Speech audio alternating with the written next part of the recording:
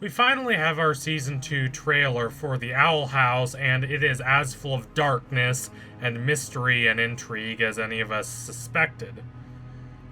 It does definitely seem like this is going to be a significantly darker season of the Owl House, and that I certainly think is a good thing.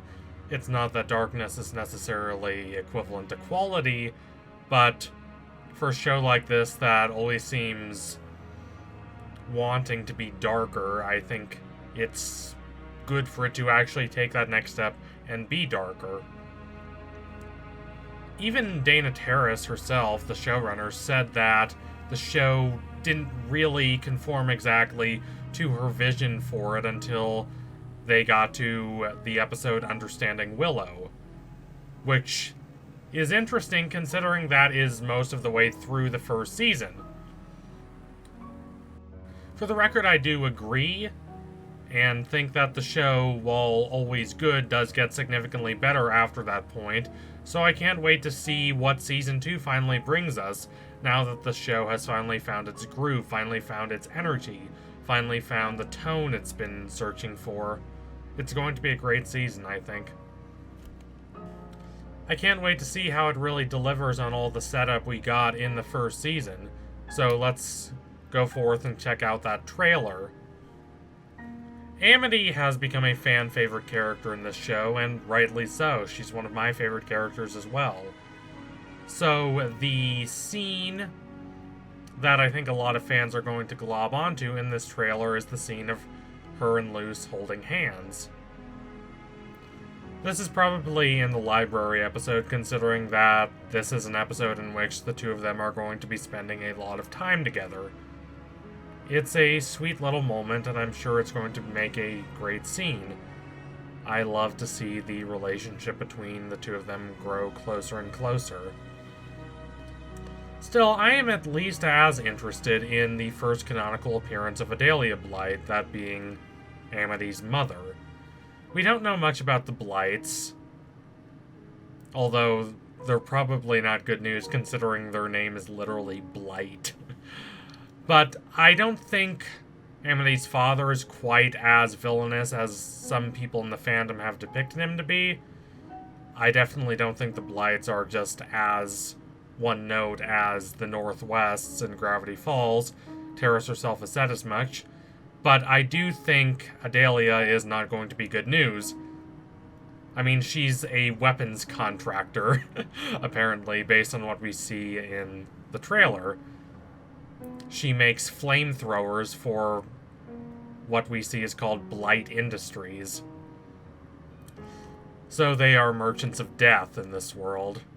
I was not expecting them to be the equivalent of our Raytheons, our Northrop Grummons, but it makes enough sense, and it certainly explains why Belos values them so heavily.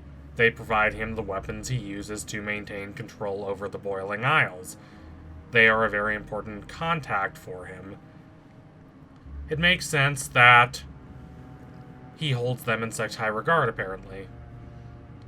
However, this also makes it all the more dangerous for Amity to break away from her parents if they have this position of such authority. But if she does manage to break away from them, it would make that moment so much more triumphant and cathartic. It would be a bold statement. It would show a lot of courage, and it would really elevate her into full-on hero mode. Aside from all that involving Amity, who is growing increasingly interesting as the show progresses, we also get a lot of good moments with Luz and her family. It seems that she's joining Team Aqua, which is a good choice. Team Aqua's great. They were one of my favorite Pokemon teams. Gotta love those child-friendly eco-terrorists. Joking aside, though, I am really interested to see what happens with Luz this season. She seems to be producing a lot of really interesting glyphs. But what I am most interested to see in terms of Luz is what will happen between her and Camilla, her mother. We see in this trailer that Camilla has figured it out. She's not in the dark anymore. She may not exactly know where Luz is, but she's smart enough to know that Luz is no longer in summer camp. Camilla knows Luz is missing, and she's going to try and find her daughter. Likely, she will succeed. Likely, she will end up in the Boiling Isles at some point. Likely, she will run into some sort of danger. Do I fear for her? Kind of, but I think she'll be able to take care of herself. Mostly, I fear the reunion between her and Luz. It will not be an entirely positive one, considering that Luz has been lying to her for this long about summer camp. It would be, I think, really nice storytelling if the episode in which Luz reunites with her mother is the same episode in which Amity finally stands up to her mother. There would be some nice parallels there. Camilla is, of course, going to forgive Luz. She'll be angry at Luz, and she has a right to be, but Camilla is, from what we've seen, a very kind and caring and compassionate person, and she will forgive Luz her trespasses. Amity's mother, Adelia, does not seem to be that caring. Thus, paralleling Amity's story with Luz's in this instance would be very poignant and heartbreaking. But don't fear for Amity. She might not have the support of her biological family, at least in terms of her parents. Her siblings seem to have no problem with her. But she'll at least have the support of Lilith and Ida. They'll take her in if they have to. I'm pretty confident in that. If Amphibia as a show is primarily concerned about the tensions and manipulations, but also the tenderness and earnestness in friendships, the Owl House is more interested in family and the conflicts in those dynamics.